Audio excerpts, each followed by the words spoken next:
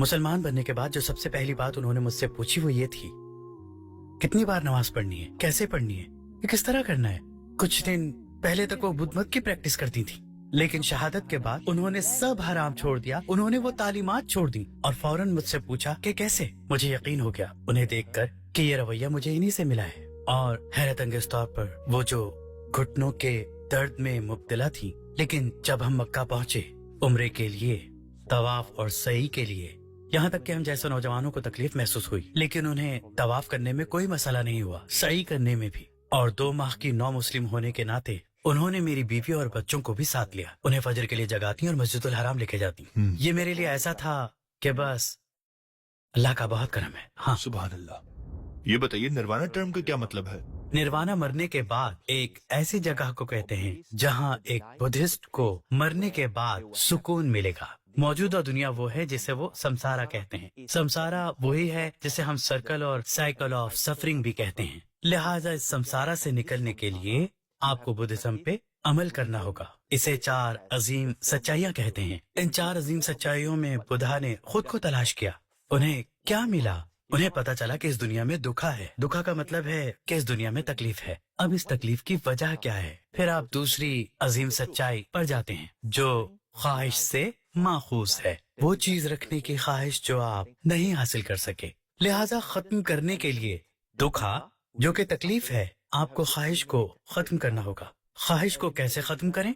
4, आपको हुश्त पहलू रास्ता फॉलो करना होगा। हुश्त पहलू रास्ते का एक हिस्सा सही नजर, सही सोच, सही कलाम, सही ज़हनियत, सही अमल है। अब जब हम इस हुश्त पहलू रास्ते पर गौर करते हैं, जाती तौर पर जब मैं इस पर गौर करता हूँ कदर के हिसाब से, तो इस्लाम में जो कुछ है ये उससे बिल्कुल मिलता जुलता है। मिसाल के तौर पर सही नजर, सही सोच, सही अमल। अब सही कलाम वो है जो नबी सल्लल्लाहु अलैहि वसल्लम ने फरमाया कि वो लोग जो अल्लाह पर यकीन रखते हैं और आखिरत पे अच्छी बात करें या खामोश रहें, तो सही कलाम, सही अमाल। अब अगर आपकी नीयत अच्छी है, इन्नमल आमालु बिन्नियात, अगर आपकी नीयत नेक है, इसकी पैरवी भी सही अमाल के साथ होनी चाहिए। लिहाजा जब हुश्त पहलू रास्ते पर नजर डालें, बुनियादी तौर पर मैं इसे काफी इस्लामी भी कहूँगा, लेकिन इसके अलावा उनके पास कुछ है जिसे कहते हैं 5 उसूल, और ये कम से कम पैमाना है जिस पर हर बुद्धिस्ट को अमल करना चाहिए। 5 अहकामात: किसी को ना मारें, झूठ ना बोलें, जिना ना करें, शराब ना पिएं, ओके, और जुआ ना खेलें। जब हम इस पे गौर करते हैं, क्या ये बिल्कुल हमारे मकासद शरीयत से मुमासिल नहीं लगता है, जो कि जिंदगी की, दौलत की, अपने जहन और अक्ल की हिफाजत के लिए,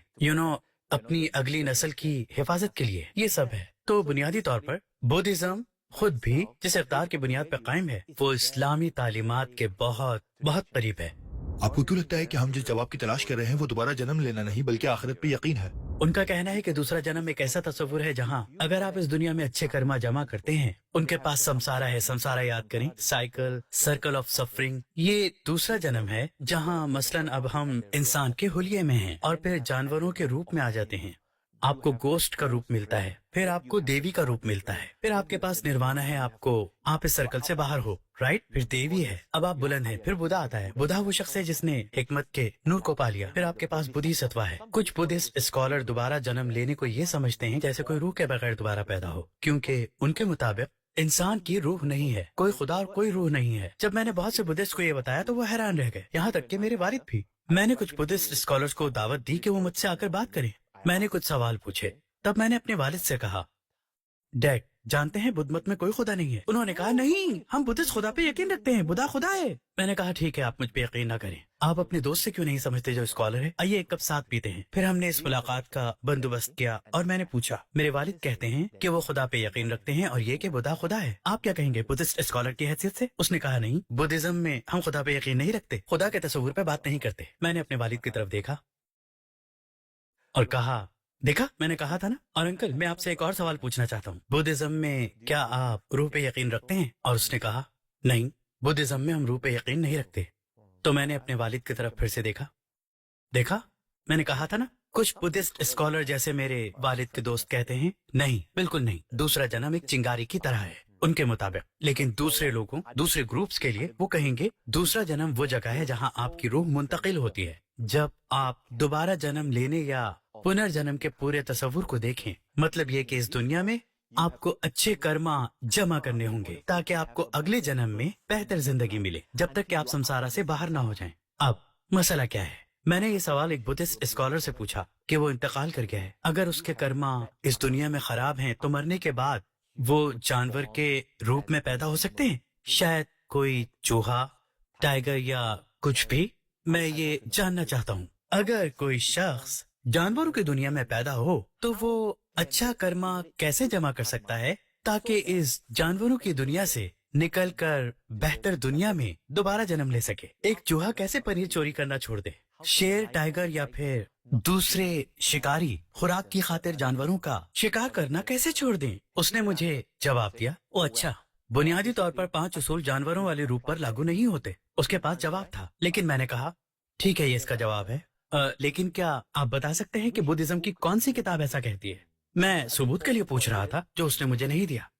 تو یہ وہ حصہ ہے جہاں ایسا لگتا ہے کہ ایک سے زیادہ مواقع اچھے ہیں لیکن اصل میں نہیں۔ ایک موقع جہاں آپ کے پاس واضح رہنمائی ہے، یعنی قرآن ایک واضح رہنمائی، اس پر عمل آسان ہے، لیکن آج کل بہت سے لوگ اپنے پاس موجود شواہد کی صداقت کی پرواہ نہیں کرتے۔ آپ اسے کیا کہیں گے جو کہتا ہے کہ مجھے بدھزم پر عمل کر کے روحانیت اور سکون ملتا ہے، مجھے کسی نئی چیز کی ضرورت نہیں؟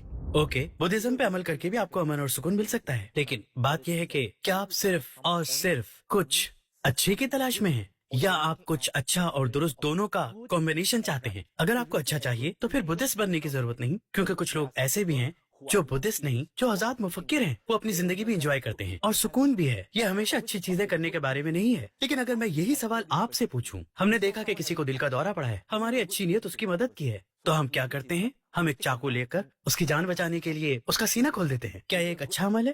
اچھی نیت لیکن غلط عمل، ہم کہتے ہیں کہ یہ ٹھیک نہیں، اور حقیقت میں ہم پر عدالت میں الزام قتل عائد ہو سکتا ہے، لیکن ہم یہ کہہ کر جج کے سامنے بحث نہیں کر سکتے کہ یور آنر، میری نیت تو اسے بچانے کی تھی۔ اچھا، لیکن آپ نے اسے بچانے کے لیے درست ساز و سامان اور ایمبولینس کا انتظار کیوں نہیں کیا؟ آپ کو اس کا سینہ کھولنے کی ضرورت کیوں ہوئی؟ نہیں، میری نیت سے فرق پڑتا ہے؟ بالکل نہیں۔ غلط اعمال کے ساتھ اچھے ارادے پر غور نہیں کیا جائے گا، یہاں تک کہ بدھسٹ اور چینیوں کے لیے ہر کوئی جو صرف اچھا کام کرتے ہیں، نہیں، صرف اچھا کافی نہیں ہے، آپ کو صحیح بھی ہونا پڑے گا۔ یوں سمجھیے کہ مستند۔ نبی پاک کے بارے میں آپ کو کس چیز نے سب سے زیادہ متاثر کیا؟ واہ، میں کہوں گا ثابت قدمی، لفظ ثابت قدمی۔ مجھے نبی پاک کے ساتھ ہونے والے واقعے میں نبی پاک کی دانشمندی ملتی ہے، ہر اس بات میں جو وقوع پذیر ہوئی، اور میں نے ہمیشہ رد عمل کے بجائے نبی پاک کے جواب کو دیکھا۔ میں ہمیشہ ان دونوں میں فرق کرتا ہوں، رد عمل جذباتی ہے، جواب عقلی ہے۔ جس طرح سے نبی پاک ہمیشہ جواب دیتے ہیں، رد عمل نہیں، یہ ایک کیلکولیٹڈ موو ہے۔ اور ثابت قدمی، میں ثابت قدمی کیوں کہوں گا؟ نبی پاک اس کی بہترین مثال ہیں۔ اگر اس دنیا میں کوئی ماہر نفسیات ثابت قدم دماغ رکھنے کے بارے میں مطالعہ کرنا چاہیں تو نبی پاک صلی اللہ علیہ وآلہ وسلم سے بہترین مثال نہیں مل سکتی آپ کو۔ ان کو دیکھیں، آپ کے والد کا آپ کی پیدائش سے پہلے انتقال ہو گیا، باپ کے بغیر یتیم پیدا ہوئے، اور پھر بعد میں ماں کا انتقال ہو گیا، اور پھر آپ کے دادا، اور پھر آپ کی دیکھ بھال آپ کے چچا نے کی۔ آپ قریش کو دیکھیں، انہوں نے 20 سازشیں کی حضرت محمد مصطفیٰ صلی اللہ علیہ وآلہ وسلم کے خلاف، اور آپ کے خلاف ان کی سازشوں کا ایک بڑا نمبر ہی آپ صلی اللہ علیہ وسلم کے عقلی جواب کا گواہ ہے۔ کیوں؟ کیونکہ نبی پاک کے خلاف ان کی ایک کے بعد ایک تدبیر آپ صلی اللہ علیہ وسلم نے آسانی سے ناکام بنا دی۔ آپ جانتے تھے کیا کرنا ہے۔ آپ صلی اللہ علیہ وسلم کا مقصد واضح ہے، آپ ثابت قدم ہیں، لوگ جو بھی کہتے آپ نے پرواہ نہیں کی، اور یہی وجہ ہے کہ ایک کے بعد دوسرے ہتھ کنڈے نبی پاک نے اپنی تدبیر سے ایسے ناکام بنائے کہ اگلی دفعہ انہیں نئی سازش کے ساتھ آنا پڑتا۔ حقیقت یہ ہے کہ انہیں خاص مقام پہ رکنا پڑتا، اس لیے نہیں کہ یہ کام کر گیا، بلکہ اس لیے کہ وہ ہار مان گئے۔ آپ کے ارد گرد لوگوں کا ایک گروپ تھا جو آپ پر ہر طرف سے حملہ آور تھا، اور پھر بھی آپ ثابت قدم رہے۔ انہیں آپ کے سامنے ہار ماننا ہی تھی۔ اگر یہ ثابت قدمی نہیں تو اور کیا ہے؟ تمام مشکلات کے باوجود آپ کھڑے رہے، اور ظاہر ہے ضروری نہیں کہ ہم اس سے اتفاق کریں، لیکن مائیکل ہارٹ نے یہ قبول کر لیا اور آپ کو تاریخ کا سب سے زیادہ بااثر شخص منتخب کیا، اپنے رب اور نجات دہندہ یسوع سے بھی زیادہ۔ اس کے مطابق وہ ایک عیسائی ہے، لیکن پھر بھی وہ یسوع کو تاریخ کا سب سے زیادہ بااثر شخص منتخب نہیں کرتا۔ اس نے پھر بھی نبی پاک کا انتخاب کیا، کیونکہ آپ ہر زاویے سے کامیاب شخصیت ہیں، فوجی رہنما کے طور پر، سیاسی رہنما کے طور پر، باپ کے طور پر، شوہر کے طور پر، دوست کے طور پر، ہر زاویے سے کوئی بھی کبھی کامیاب نہیں ہوا آج تک، اور انشاءاللہ قیامت تک کوئی بھی ان کے قدموں کی پیروی نہیں کر سکے گا، کوئی نہیں۔ اگر دنیا کے تمام غیر مسلم سے بات کرنے کا موقع ملے، خاص طور پر چینی غیر مسلم سے، تو کیا کہنا چاہیں گے؟ میں سب کو بتاؤں گا اگر آپ کے پاس یہی واحد زندگی ہے، بے شک شاید آپ جوا کھیل رہے ہوں. جوا اس سینس میں ہے آپ کو یہ یقین ہو کہ نہیں، مجھے یقین ہے کہ ہم یہاں دوبارہ جنم لینے والے ہیں، مجھے یقین ہے کہ پنرجنم ہے، یعنی آپ دوبارہ پیدا ہوں گے. آپ اس پر یقین رکھ سکتے ہیں. لیکن کیا آپ نے کبھی اپنے بیان پر سوال اٹھایا؟ ہمارے پاس ہمیشہ بڑے سوال کا سامنا کرنے کی ہمت اور گٹس ہونے چاہیے، جو کہ ایک بہت بڑا سوال ہے بھی. لیکن کیا ہمارے اندر یہ ہمت ہے کہ اپنے ہی سوال پر اور اپنے بیان پر سوال اٹھائیں؟ یہ سوال کہ ہم اس نتیجے پر کیسے پہنچے؟ اب ذرا تصور کریں اگر آپ یہ خطرہ مول نہیں لیتے. آپ اس میں بولی لگا رہے ہیں کہ اس زندگی کے بعد پنرجنم ہے، لیکن میرا آپ سے سوال ہے کہ کیا ہو کہ آپ کا مفروضہ غلط اور میرا درست ثابت ہو کہ یہ واحد زندگی ہے، یہ واحد دنیا ہے، اور ٹھیک اس کے بعد صرف جنت اور جہنم ہے. اب اگر آپ اس ٹیسٹ میں فیل ہوتے ہیں تو آپ کہتے ہیں ٹھیک ہے میں جہنم جا سکتا ہوں، اور آپ کو لگتا ہے کہ جہنم میں جانا کچھ خوشگوار ہے. نہیں، یہ نہیں ہے. آپ اس دنیا کی آگ اور گرمی کا سامنا نہیں کر سکتے. بہت تکلیف دہ ہوتی ہے. آپ کو کیا لگتا ہے کہ آپ وہاں بچ جائیں گے اور جہنم میں لطف اٹھائیں گے؟ تو اپنے آپ کو موقع دیں، اپنے ذہن کو مقصد کے ساتھ اسلام کی تحقیق اور موازنہ کرنے پہ آمادہ کریں، جذباتی طور پر نہیں. اگر آپ اب بھی اسی طرح زندگی سے لطف اٹھانا چاہتے ہیں تو صرف دو درد ہیں، افسوس کا درد یا ایک مسلمان کی حیثیت سے ڈسپلن کا درد، جس پر انشاءاللہ آپ جنت میں جائیں گے. تو گیند آپ کے کورٹ میں ہے. سوچیں سوچیں سوچیں، تحقیق کریں لاجیکلی اور ریشنلی، اور میں دعا کرتا ہوں کہ اللہ سبحانہ و تعالی رہنمائی کرے آپ کی. وہ جو مخلص ہیں، وہ لوگ جو سچائی کے متلاشی ہیں.